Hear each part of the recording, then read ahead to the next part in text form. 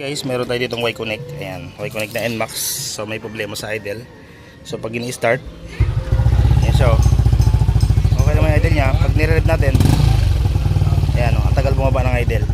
So gagawin natin ngayon, ayan, da-diagnose natin. Pasok tayo sa diagnose. Ayan.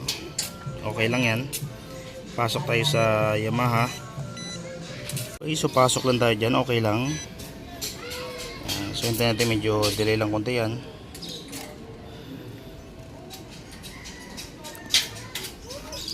And then pasok tayo sa global markets. And then model. Ayan. So hanapin natin yung motor NMAX.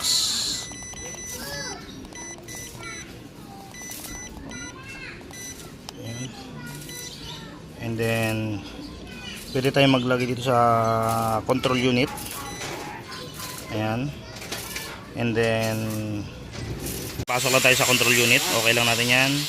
And then pasok tayo sa, ito kasi nalilipat yan guys. Ito may lumalakad. Punta lang tayo sa engine control. Then okay lang natin. And then naka-on yung susian. Okay. Sa pag version 1, off on ignition switch. And then okay.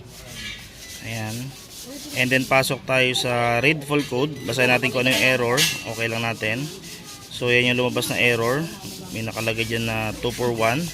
Ayan, wala naman siyang kinalaman sa minor, pero lumabas yung auto sensor. And then punta tayo sa data, live stream. Ayan. And then engine. Okay, so pasok tayo dyan. Tapos click natin yung F1 to select all. Ayan. And then click natin yung F2 to open. Ayan. So yan na yung ating mga parameter. So hindi pa siya start. Tingnan natin yung IEC valve. IEC. Ayan. So nakalagay dyan 59. So makikita natin corrupted na agad siya. And then start. Pag umi-start siya, ayun din, no, ang taas ng value. Okay. So yung idle natin ay 16 normal naman, pero yung ating IEC ay 54. Ibig sabihin, corrupted yung ating IEC. Okay. So gagawin natin ngayon, papasok tayo sa special function. I-reset natin yung IEC kasi Y-Connect to. So nare-reset yung kanyang IEC. So sa pag-i-reset ng IEC, pasok lang tayo ulit sa engine control unit. And then okay lang. And then pasok tayo sa service and maintenance. Okay, so pasok tayo sa mode diagnosa. Ayan, analisa. Maraming salita yan, okay.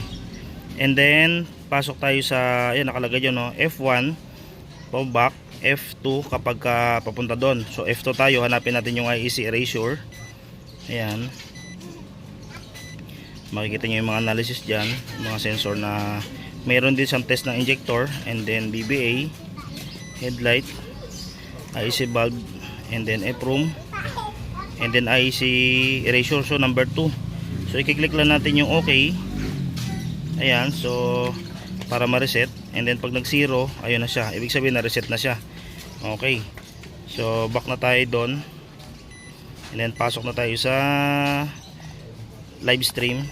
Okay. And then pasok tayo sa engine. Okay. And then F1. And then F2. Yun. And then start. Okay. Off on muna susian. Okay. Start. Off muna susian. And then exit. Okay. Exit tayo. Ayan. And then okay uli. Kasi napasok tayo kaya sa analysis. Then okay. And then back tayo sa pinakauna kasi corrupted ang ano eh. Ayan.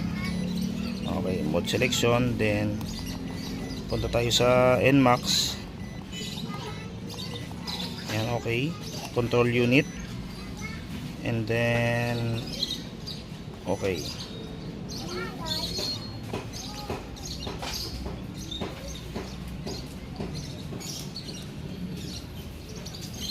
On natin siya, naka-off pala. Ayan, okay.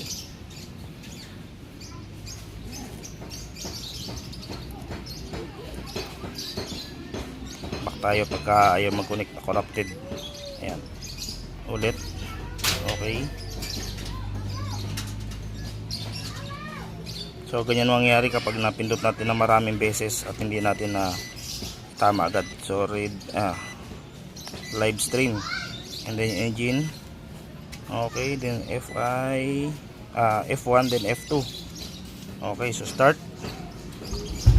Ayan siya, narinig yung minor, bumaba, hindi tataas yan after ilang seconds kasi magle-learning yan. Ayan, so puntahan natin yung IC valve. Ayan na siya, 30 na siya. Okay, so hintayin natin siyang uminit yung makina na hanggang ayan o, 77 na siya. So off on natin siyan.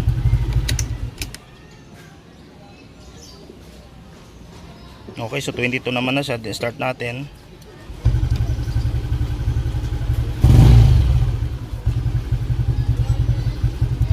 Ayan, so hintayin natin siya mag-learning kasi kaka-reset lang din. Pero ayan siya, nag-effect na siya. Kanina 50 plus, ngayon 37. Pero humihinga yung idle. Ayan. So hintayin natin siya mag-normal, mag-learning siya.